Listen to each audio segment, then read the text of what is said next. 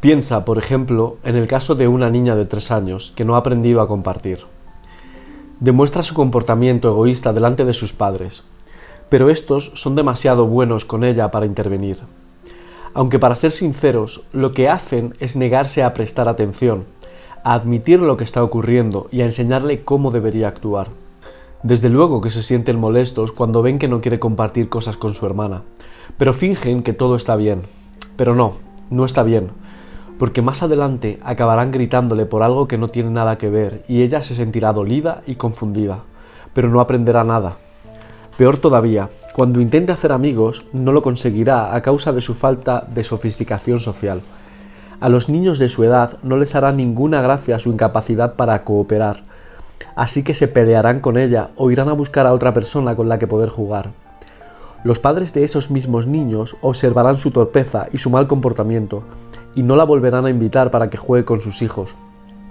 Se sentirá sola y rechazada, lo que le producirá ansiedad, depresión y resentimiento. A partir de ahí se producirá un distanciamiento con la vida que equivale a desear la inconsciencia. Los padres que se niegan a adoptar la responsabilidad de disciplinar a sus hijos piensan que se puede optar por evitar el conflicto que una crianza adecuada exige. Su prioridad es no ser el malo de la película a corto plazo, pero en absoluto consiguen rescatar o proteger a sus hijos del miedo o del dolor. Al contrario, el universo social expandido, tan insensible y tan dado a juzgar, les infligirá muchos más castigos y conflictos de los que un padre atento podría imponer. O bien disciplinas a tus hijos, o bien traspasas esa responsabilidad al cruel e insensible mundo. Pero la motivación para hacer esto último de forma alguna debe confundirse con el amor. Puede que disientas, como a veces hacen los padres de hoy en día, y te preguntes por qué un niño tendría que estar sujeto a los dictados arbitrarios de un progenitor. De hecho, hay toda una nueva variante de pensamiento políticamente correcto que considera que algo así es adultismo, una forma de prejuicio y opresión análoga, por ejemplo, al sexismo o al racismo. Hay que plantear con cuidado la cuestión de la autoridad de los adultos, algo que requiere un delicado estudio de la propia cuestión. Aceptar una objeción tal y como se formula equivale a aceptar hasta cierto punto su validez, lo que puede resultar peligroso si la cuestión está mal planteada. Vamos pues a analizarla. En primer lugar, ¿por qué un niño tendría que estar sujeto a nada? Bueno, es fácil. Todo niño o toda niña tiene que escuchar y obedecer a los adultos, porque depende de los cuidados que una o varias personas ya crecidas estén dispuestos a proporcionar. Teniéndolo en cuenta, es mejor para el niño comportarse de tal forma que genere genuino afecto y buena disposición. Pero se puede imaginar algo todavía mejor. El niño podría portarse de una forma que al mismo tiempo garantizara la máxima atención por parte de los adultos, de una forma que resultara beneficiosa para su estado actual y para su desarrollo futuro. Algo así resulta muy ambicioso, pero es lo que más se ajusta a los intereses del niño, con lo que hay buenos motivos para aspirar a tal meta. A todo niño también se le debería enseñar a cumplir de buena gana con las expectativas del mundo social. Esto no significa asumir la imposición de una conformidad ideológica enajenada, sino al contrario, que los padres deben recompensar aquellas actitudes y acciones que faciliten el éxito de sus hijos en el mundo, que se abren más allá de la familia, así como utilizar las amenazas y el castigo cuando sean necesarios para erradicar comportamientos que conduzcan a la desgracia y el fracaso. No hay muchas oportunidades para ello, así que es importante acertar lo antes posible. Si no se le ha enseñado a un niño a comportarse apropiadamente antes de los 4 años, durante toda su vida le resultará difícil hacer amigos, como la ciencia ha demostrado. Esto es importante porque los compañeros forman la fuente primaria de socialización a partir de esa misma edad. Los niños que son rechazados dejan de desarrollarse a causa de su aislamiento, así que se quedan cada vez más rezagados mientras el resto de los niños va progresando. En consecuencia, el niño que no tiene amigos a menudo se convierte en un adolescente y adulto solitario, asocial o deprimido, lo que no está nada bien. Una parte mucho mayor de lo que imaginamos de nuestra cordura es consecuencia de nuestra inmersión adecuada en una comunidad social. Se nos tiene que recordar de forma continua que pensemos y actuemos como se tiene que hacer. Cuando no lo hacemos, la gente que nos quiere y que se preocupa por nosotros nos va dando pequeños y grandes empujones para que recuperemos la marcha. de modo que es mejor estar rodeado de ese tipo de gente. Por otra parte, volviendo a la cuestión, tampoco es cierto que los dictados de los adultos sean siempre arbitrarios. Una cosa así solo resulta cierta en un estado totalitario disfuncional, pero en las sociedades civilizadas y abiertas, la mayoría se rige por un contrato social funcional que tiene como objetivo la mejora recíproca o, por lo menos, la coexistencia cercana sin demasiada violencia. Ni siquiera un sistema de reglas que tan solo consista en ese mínimo contrato resulta de forma alguna arbitrario, teniendo en cuenta cuál es la alternativa.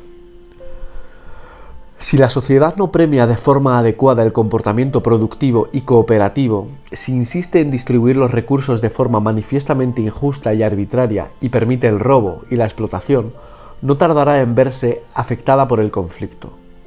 Si sus jerarquías se basan solo o fundamentalmente en el poder y no en la competencia necesaria para ejecutar aquello que es importante y difícil, también tenderá al desmoronamiento. Así ocurre de una forma más simple con las jerarquías de chimpancés, lo que proporciona una indicación de su condición de verdad primigenia, fundamental, biológica y no arbitraria. Los niños que no han socializado correctamente tienen vidas horribles, con lo que es mejor socializarlos de la mejor forma posible. Una parte de este trabajo puede realizarse con recompensas, pero no todo.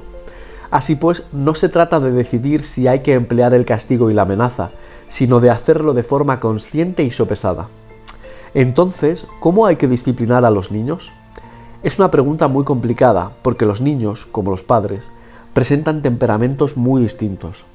Algunos son afables y desean verdaderamente que todos estén satisfechos con ellos, pero eso los lleva a evitar el conflicto y a ser dependientes.